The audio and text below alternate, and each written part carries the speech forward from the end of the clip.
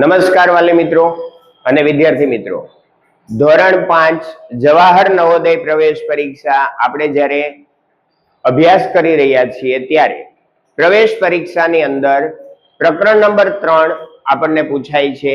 એમાં સરાસરીના દાખલાઓ. તો વિભાજ્યતાની ચાવી જોયા પછી આપણે જોવાના છે સરાસરીના દાખલા. સરાસરીના પ્રશ્નો પણ પરીક્ષાની અંદર એક તો ફરજિયાત આવે જ છે. તો વિદ્યાર્થી મિત્રો, વિડીયોની અંદર આગળ વધીએ. પહેલો પ્રશ્ન છે આપણી પાસે 10, 19, 21 અને 22 અને 28. આની સરાસરી આપણે શોધવાની છે. વિદ્યાર્થી મિત્રો, આપણી પાસે રકમ કેટલી છે? સરાસરીનું આપણને સૂત્ર ખબર છે. સરાસરી બરાબર આપેલી સંખ્યાનો સરવાળો. આપેલી સંખ્યાનો સરવાળો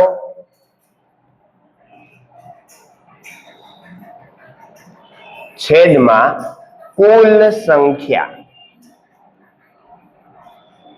વિદ્યાર્થી મિત્રો, સરાસરીનું સૂત્ર યાદ રાખજો.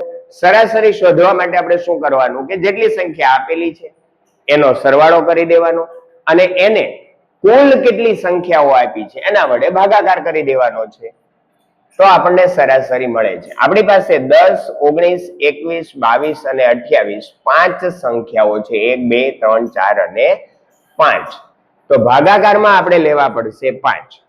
ઉપર બધી જ સંખ્યાનો સરવાળો એટલે કે 10, 19, 21, 22 અને 28 આ બધી સંખ્યાનો સરવાળો છે અને આપણે 5 વડે ભાગી દઈએ એટલે આપણો જવાબ મળી જાય. 8 ને 2 10, 11, 11 ને 9 20, 20 નો 0 2, 2, 3, 4, 6, 8 ને 10. સરવાળો થાય છે 100. 100 ભાગ્યા 5 એટલે કે 20. આપણો આન્સર મળે છે વિદ્યાર્થી મિત્રો બી. પ્રશ્નની અંદર આગળ વધીએ. એક વર્ગમાં પહેલા 3 વિદ્યાર્થીઓની સરાસરી ઉંમર આપણને સરાસરી આપેલી છે 13.5 વર્ષ. તે પૈકી પહેલા 2 વિદ્યાર્થીઓની ઉંમરનો સરવાળો 25 વર્ષ છે. એટલે કે પહેલા 2 નો સરવાળો આપ્યો છે અને ત્રીજા વિદ્યાર્થીની ઉંમર કેટલી છે? વિદ્યાર્થી મિત્રો, પરીક્ષામાં ખાસ સરાસરીના આ રીતના દાખલાઓ તો વધારે પડતા પૂછાય છે. તો આના ઉપર આપણે વધારે સમજવાનું છે, વધારે ધ્યાન આપવાનું છે. ત્રીજાની ઉંમર ગોતવાની છે.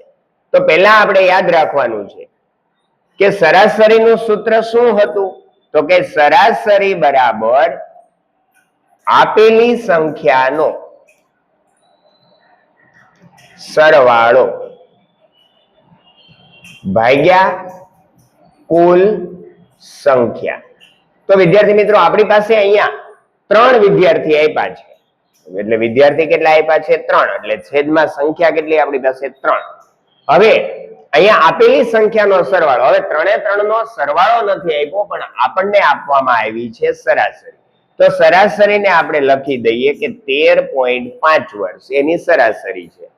હવે 3 નો સરવાળો એટલે કે એક વિદ્યાર્થીની ઉંમર પ્લસ બીજા વિદ્યાર્થીની ઉંમર પ્લસ ત્રીજા વિદ્યાર્થીની ઉંમર ભાગ્યા, તો આપણને ખબર જ છે 3 છે. હવે આ 3 અહીંયા આ બાજુ છેદમાં છે, આ બાજુ આવશે તો 13.5 સાથે ગુણાકારમાં આવશે.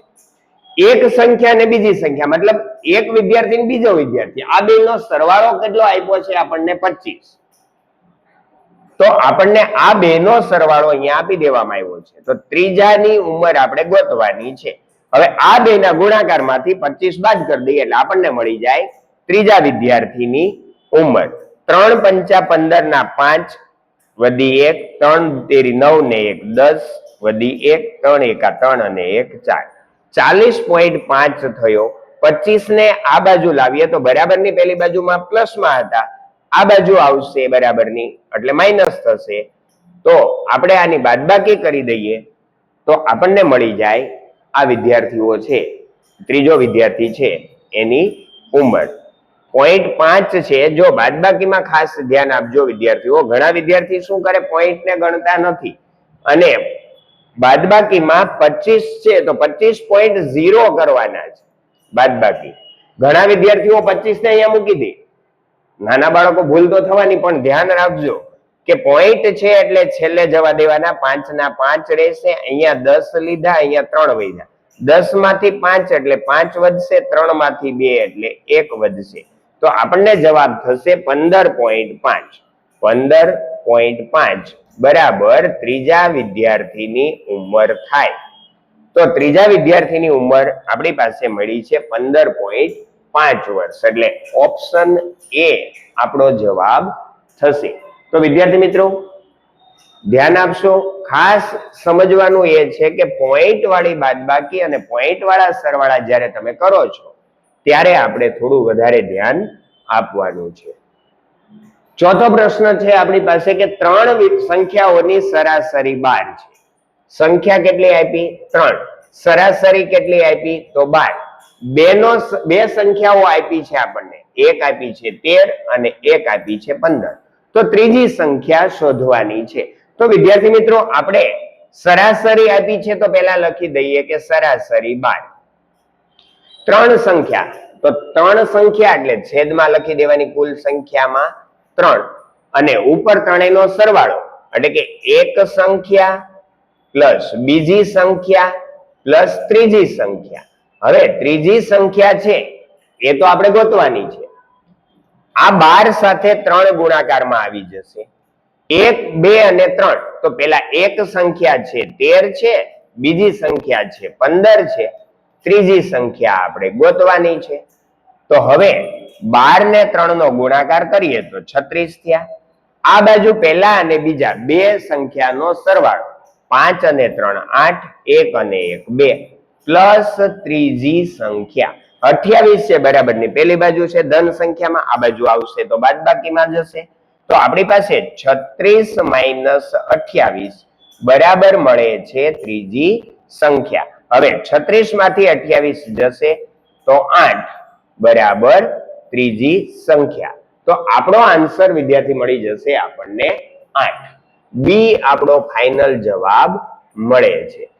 વિદ્યાર્થી મિત્રો આવા જ સરાસરીના હજી દાખલા આપણે આગળ જોવા છે. નવા પ્રશ્નની અંદર આપણે આગળ વધીએ કે ગણિતની પરીક્ષામાં 10 વિદ્યાર્થી હોય એટલે આપણને કુલ વિદ્યાર્થીની સંખ્યા કેટલી આપી? 10. કેટલા ગુણ મેળવા છે? તો કે 34, 21, 31, 37, 22, 26, 45, 43, 32 અને 29. તો સરાસરી કેટલી? આગળ જેવો પહેલો દાખલો આપણે સરાસરીનો કર્યો છે એના જેવો જ છે. શું કરવાનું? સરાસરીનું સૂત્ર મૂકી દઈએ. અહીંયા હું સૂત્ર મૂકતો નથી, આગળના દાખલામાં મેં સમજાવી દીધું છે કે સરાસરી બરાબર આપેલી સંખ્યાનો સરવાળો ભાગ્યા કુલ સંખ્યા. તો આપણે માત્ર ગોતવાની છે સરાસરી. સરાસરી એટલે કે એવરેજ. શું થશે? ઉપર બધી જ સંખ્યાનો સરવાળો 34, 21, 31, 37, 22, 26, 43, 43 અને 29. કુલ સંખ્યાઓ છે આપણી પાસે 10 એટલે છેદમાં આપણે લખી દઈશું 10.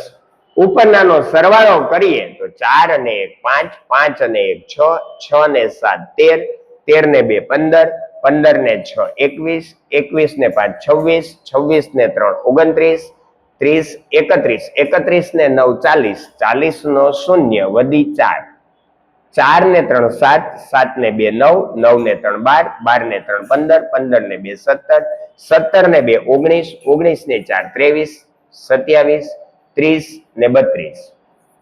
320 સરવાળો થયો.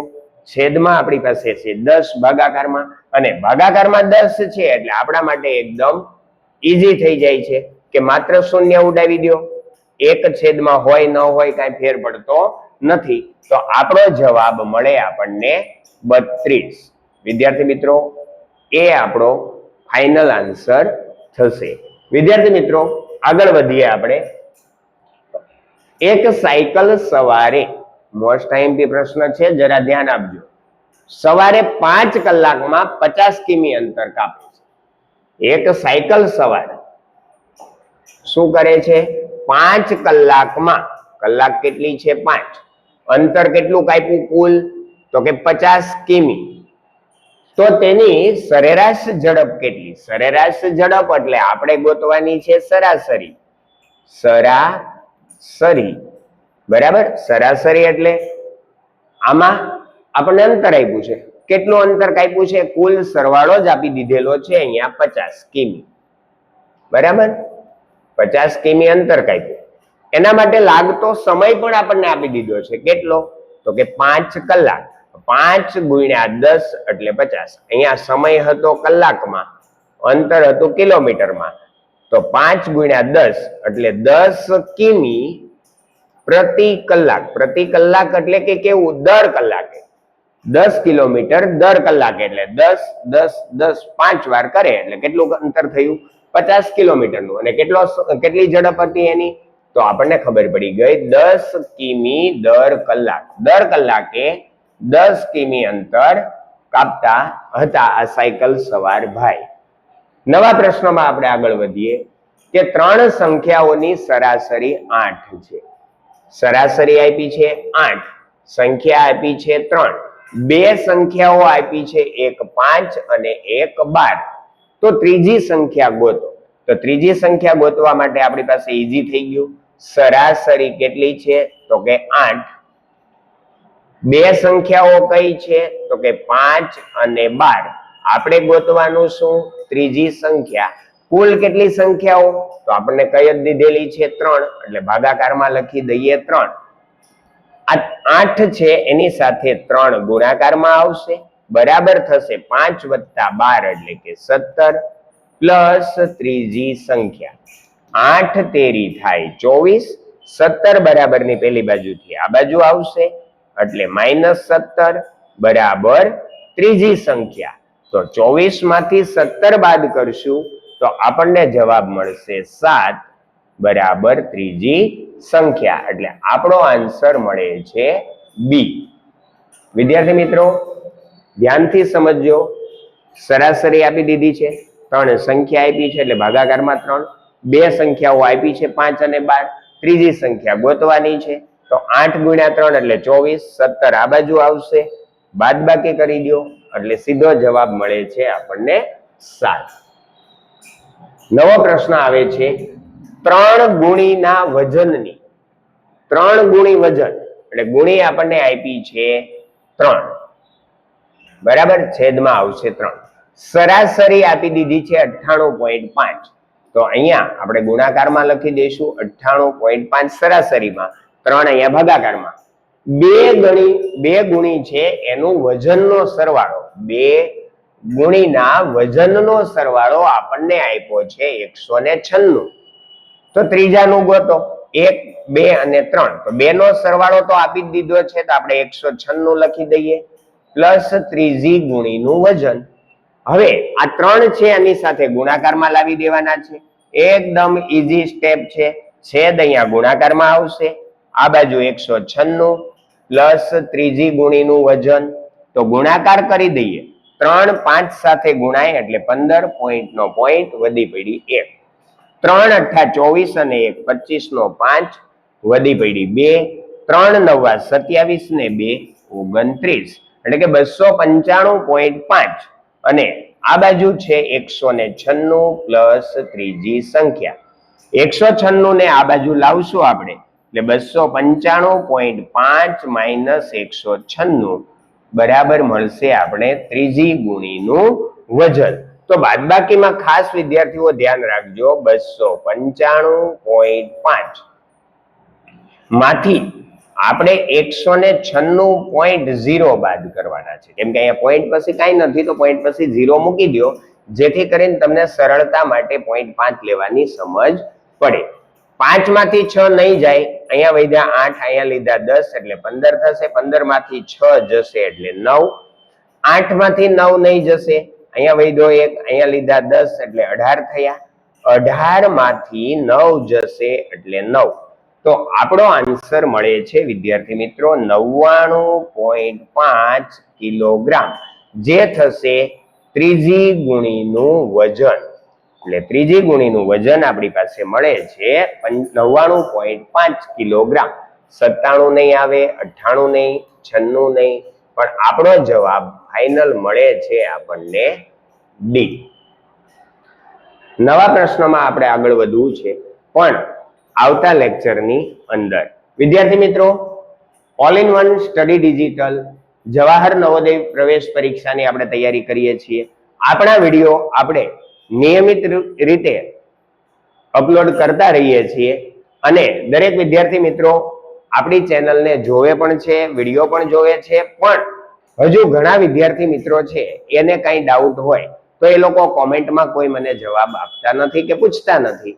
તો વિદ્યાર્થી મિત્રો, જ્યાં તમે અટવાઓ, તમે જેનો વિડીયો માંગતા હો એ વિડીયો માટે પણ તમે મને કોમેન્ટ કરી શકો કે અમને સર આ ચેપ્ટરના અમુક વિડીયો જોઈએ છે અથવા વધારે દાખલા જોઈએ છે, એના માટે પણ તમે અમને કહી શકશો. તો દરેક વિદ્યાર્થી મિત્રો, આપણા વિડીયો જોવા બદલ ખૂબ ખૂબ તમારો આભાર. નવા વિદ્યાર્થી મિત્રોને પણ આપણે કહેવાનું છે ચેનલને સબસ્ક્રાઇબ કરી દે, એટલે આપણે નવા વિડીયો મૂકીએ અને તરત જ એને નોટિફિકેશન આવી જાય. દરેક વિદ્યાર્થી મિત્રોને જય શ્રી કૃષ્ણ.